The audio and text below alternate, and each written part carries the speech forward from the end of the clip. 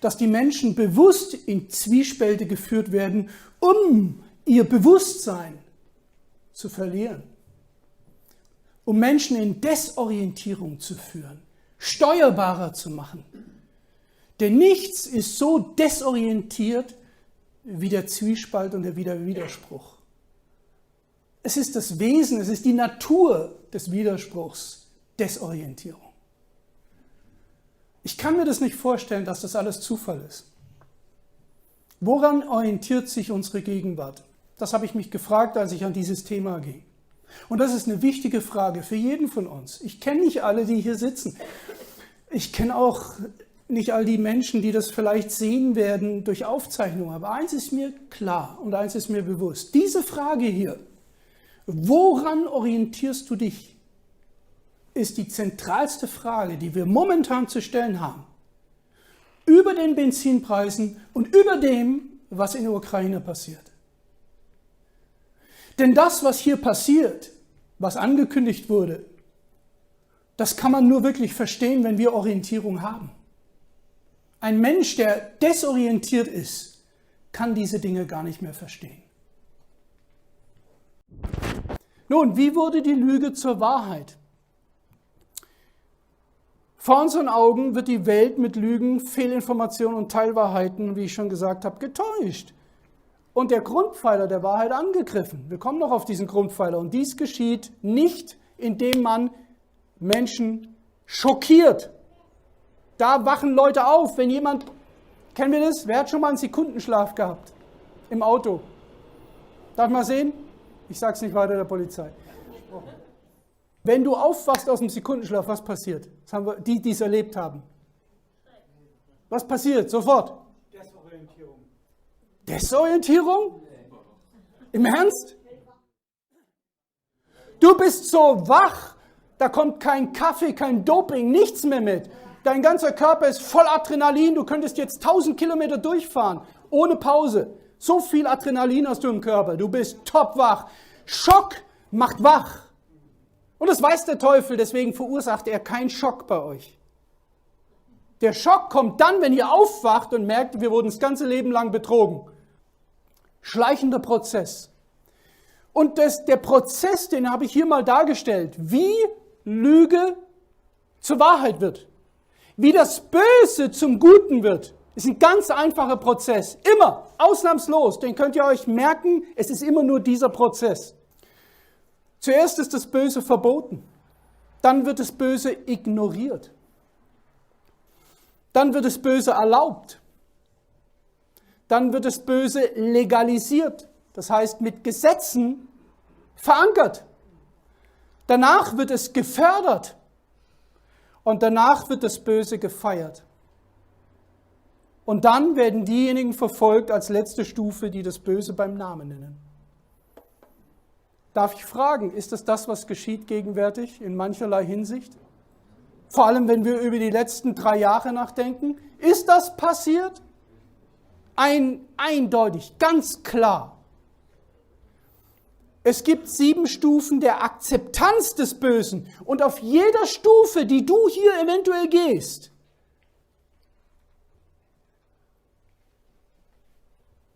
wird das Umdenken schwerer. Könnt ihr mir folgen? Jede Stufe, die du nach unten gehst hier, wird der Weg zur Realität viel schwerer. Viel schwerer zur Wahrheit, muss ich sagen, denn Lüge ist ja auch eine Realität, wenn du drin lebst. Ist ja real, die Lüge. Versteht ihr, wir machen hier ein bisschen Wortschlachtereien, aber es ist manchmal wichtig, weil damit arbeiten die Leute mit Dialektik. Und wir müssen diese Dialektik verstehen. Jede Stufe in diesem Prozess macht das Umdenken A für die getäuschte Person schwieriger und B auch lässt jeder Schritt die Wahrheit immer irrealer und provokativer erscheinen. Könnt ihr mir folgen? Das heißt, jeden Schritt, den wir oder die Gesellschaft geht nach unten, wird das, was wahr ist, immer absurder. Verstehen wir? Wenn ich hier angekommen bin, dass ich das Böse und die Lüge feiere, dann ist die Wahrheit so absurd, dass ich sage, du bist ja ein völlig verdrehter Mensch. Im Ernst? Das ist die Macht der Lüge. Das ist die hypnotische Macht der Lüge. Hier geht es nicht nur um falsche Informationen. Wer glaubt, bei Lüge geht es um falsche Informationen, der hat sich getäuscht. Bei Lüge geht es nicht nur um Fehlinformationen, Fake News. Es geht um eine geistliche Macht, die Menschen, Gesellschaften, Nationen komplett verändern kann. Haben wir nicht viele Beispiele, die diese Progression bestätigen? Ich möchte aus Zeitgründen nur eine einzige herausnehmen, die uns so dermaßen desensibilisiert, so dermaßen zerstört und hypnotisiert, und das ist die Gender-Täuschung. Sie hat ihren Ursprung, das wissen die wenigsten, rein administrativ in den Vereinten Nationen und ist Teil der Weltordnung der Neuen. Sie hat bei Weitem den meisten Einfluss auf das Denken und Handeln in unserer gegenwärtigen Gesellschaft. Im Ernst. Wegen Corona wurde noch nicht die Sprache verändert, wegen Corona wurden noch nicht die Lehrpläne angepasst, wegen Corona wurde noch nicht das Strafregister verändert. Versteht ihr? Aber deswegen ja. Es hat so tiefe Eingriffe genommen in unsere Gesellschaft, das geht ja schon seit Jahrzehnten.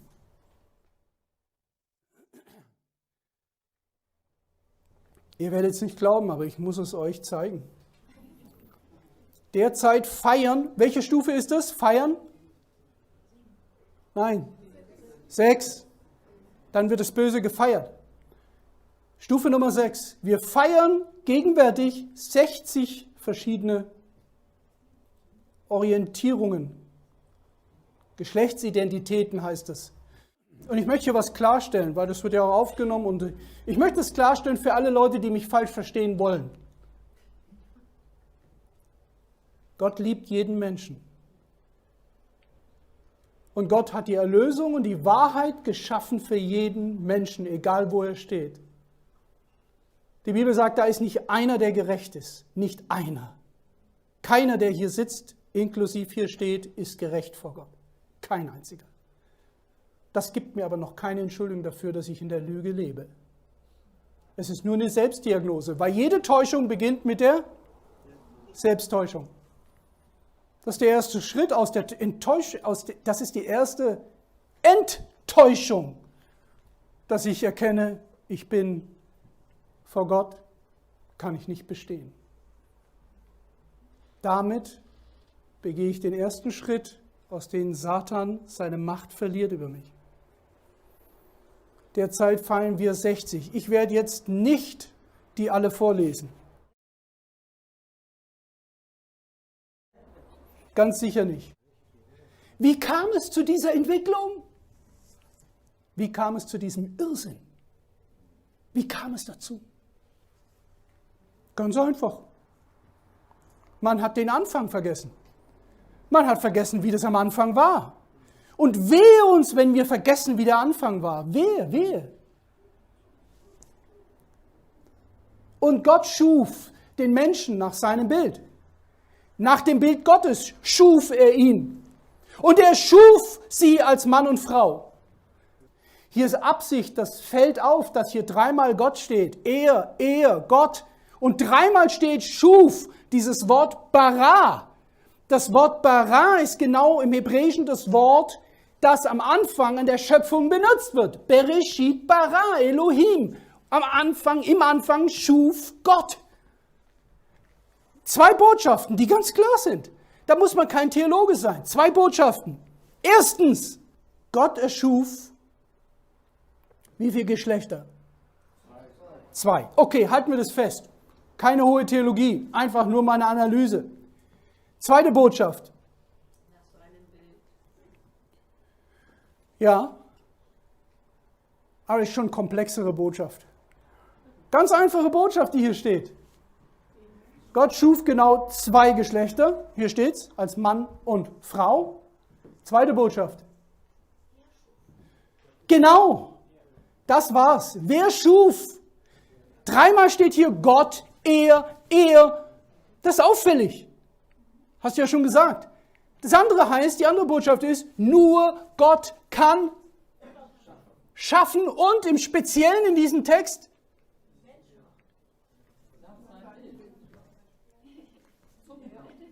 nur Gott kann Geschlechter schaffen. Ja oder nein? Gott hat Geschlechter geschaffen, 2 Stück. Nur er kann das tun. Wir haben aber jetzt 60. Wer hat die gemacht? Wer hat die gemacht? Der Vater der Lüge hat die gemacht. Leute, lasst uns Klartext reden. Wir müssen aufwachen. Wenn das uns nicht mehr schockiert, was hier passiert, dann sind wir schon im Schlafprozess. Das ist, was ich vorhin sagte, genau der Sinn. Satan weiß, dass ein Schock, irgendwas, was schockiert, macht dich wach. Deswegen gewöhnt er uns dran, damit wir nicht mehr schockiert sind. Das ist selbst im Christentum. Ist es heute, okay, ist nicht ganz optimal, aber man darf die Menschen auch nicht verurteilen. Hat jemand davon gesprochen, dass man Menschen verurteilt? Das Thema ist nicht Verurteilung von Menschen, die Frage ist, woher kommen die Geschlechter? Eine kluge Frau schrieb vor über 100 Jahren, wir haben für die Zukunft nichts zu fürchten, außer dass wir den Weg vergessen, den Gott uns geführt hat und seine Lehre, nicht die Lehre der Vereinten Nationen, nicht die Lehre von einem Robert Mueller, nicht die Lehre, der den Weltkernlehrplan entwickelt hat, nicht die Lehre von einer Helena Blavatsky, die sagt, der Mensch ist androgyn, nicht diese Lehre von irgendwelchen Leuten. Hier steht, und seine Lehre in unserer vergangenen Geschichte. Wenn wir die vergessen, liebe Freunde, wenn wir die vergessen, dann gibt es keinen Schock mehr. Dann werden wir entschockt. Oh ja. Ja, in unserer Zeit war das damals auch anders, aber das ist der Lauf der Dinge. Wir müssen uns der Zeit anpassen. Wir dürfen die Leute nicht verurteilen. Darum geht es gar nicht. Es geht um die Frage, warum ist es geschehen? Systematisch schleichender Prozess. Und der Grund, die Vorstufe dazu begann in dieser Zeit. Warum es heute noch 58 andere Geschlechter gibt, Freunde, hat nur einen Grund. einen einzigen Grund. Das ist das hier. Die Lehre der Evolution. Dass der Mensch sich von einem primitiven Zustand sich höher entwickelt, weiterentwickelt. Es gibt hier eine gemeinsame Verbindung zwischen Evolutionstheorie und Genderideologie. Beide gehen davon aus, dass sich alles zum Höheren entwickelt. Die biblische Schöpfung hingegen, die lehrt, dass am Anfang alles sehr gut war. Und siehe, aus Abend und Morgen der erste Tag. Aus Abend und Morgen der zweite Tag. Aus Abend und Morgen, so geht's weiter, der sechste, der siebte Tag. Dann ruht Gott mit den Menschen von seinen Werken am Sabbat. Und das Interessante, was mir auffällt in diesem ersten Kapitel, nur mal nebenbei, das muss jemand auffallen im ersten Kapitel. Selbst Leute, die theologisch überhaupt keine Ahnung haben. Nur wenn man sprachlich etwas begabt ist, muss einem die Rhythmik auffallen von diesem Text. Und Gott sprach. Und Gott sprach. Und Gott sprach. Und Gott sprach. Und Gott sprach. Und Gott sprach. Und Gott sprach. Und die Schlange sprach. Du hörst im ersten Kapitel und zweiten Kapitel nur Gott sprechen. Niemand anders. Hier spricht nur Gott und dann Adam einmal. In Kapitel 4 spricht plötzlich jemand anders. Eine andere Autorität. Und diese Autorität sagt auch, weißt du was?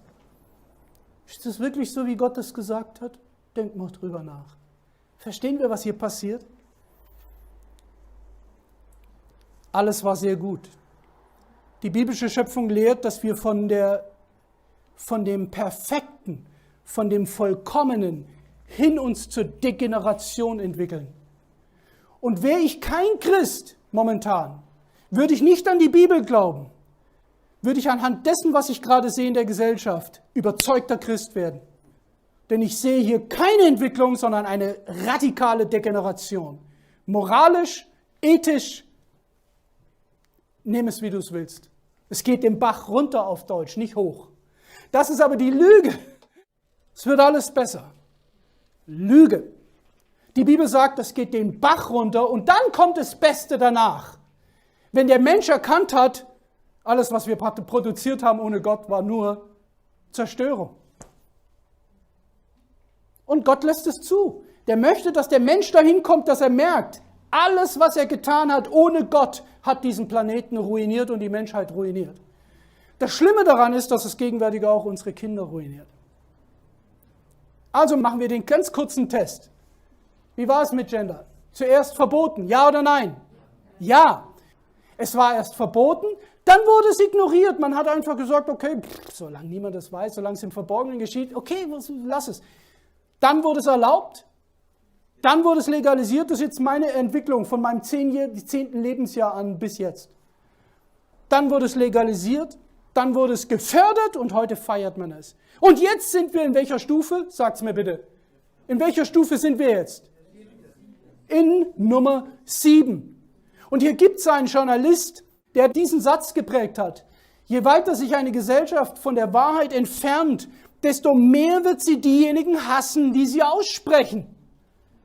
Je weiter weg von der Wahrheit, desto unumkehrbarer wird der Weg zurück. Desto absurder werden diejenigen sich anhören, die die Wahrheit sagen.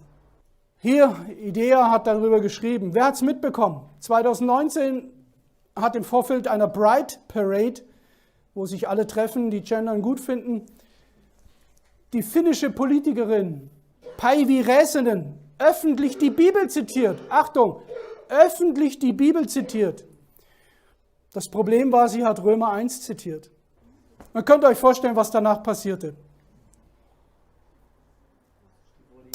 Das ging jetzt 1,5 Jahre, das Gerichtsverfahren. Sie wurde sofort angezeigt, eine Staatsanwältin hat sofort das Verfahren aufgenommen und hat sie angezeigt und wollte sie in den Knast schicken. Sie wurde bei einer Veranstaltung direkt mit der Polizei abgeholt und es begann ein Verfahren gegen sie. Und man forderte entweder ein ganz hohes Geldbuße oder Gefängnis. Das ist alles belegbar im Internet, kann man nachsuchen. Und Und hier ist ein Ausschnitt dabei. Wegen Hassrede und so weiter. Hat sie recht gehabt? Ja, sie hat recht gehabt. Und sie hat recht, sie nannte das Sünde. Und jede Form von Transgender-Sexualität, die außerhalb dessen ist, was die Bibel sagt, ist Sünde. Und eine Täuschung. Man glaubt zu sein, was man nicht ist. Und wer das gesagt hat, ist einer der bekanntesten Psychiater, die wir in unserer Zeit haben. Professor Dr. Paul McHuff.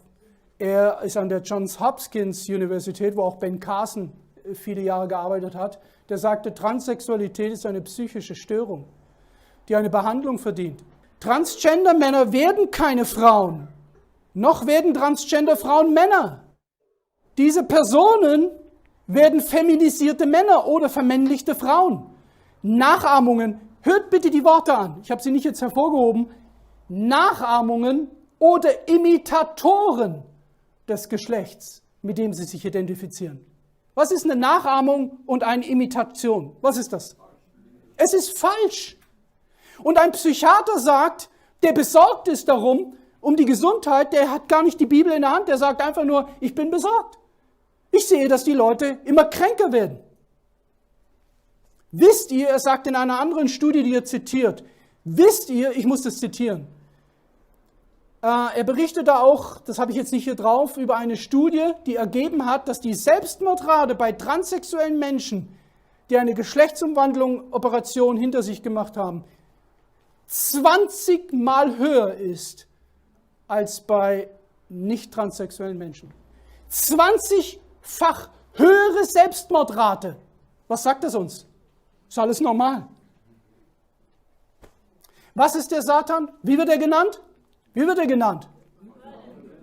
Der Teufel ist ein Mörder. Von Anfang an.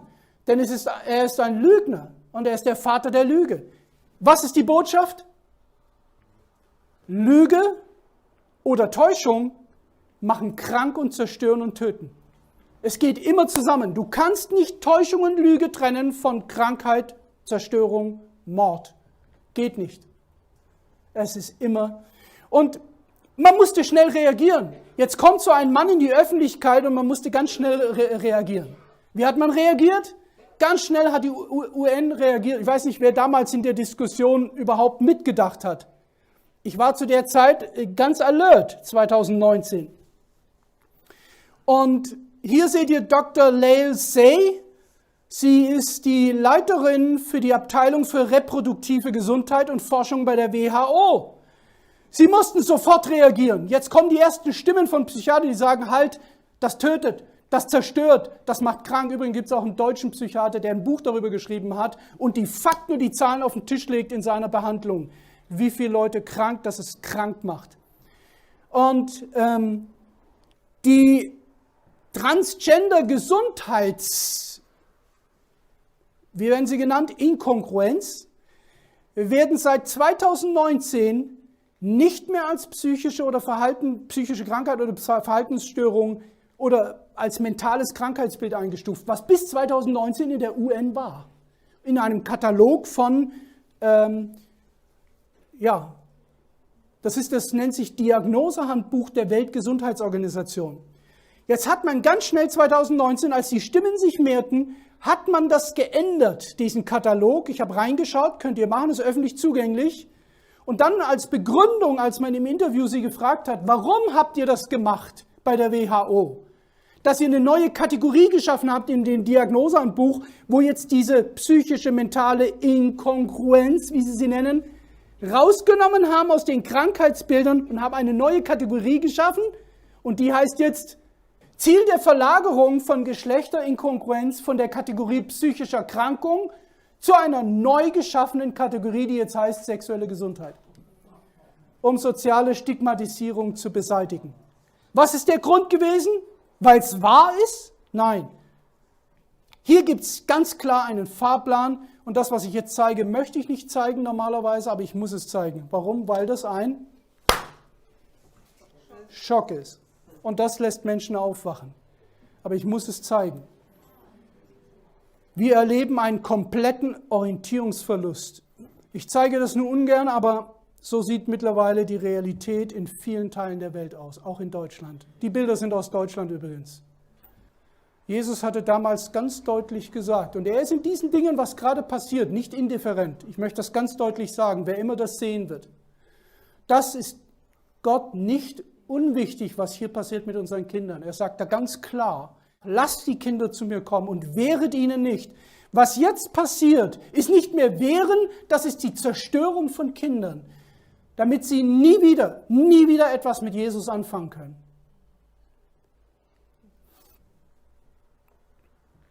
Markus 9, Vers 42 sagt, und auch das muss gesagt werden, wer einen dieser Kleinen, die an mich glauben, zum Abfall verführt, für den wäre es besser, dass ihm ein Mühlstein an den Hals gehängt und er ins Meer geworfen würde.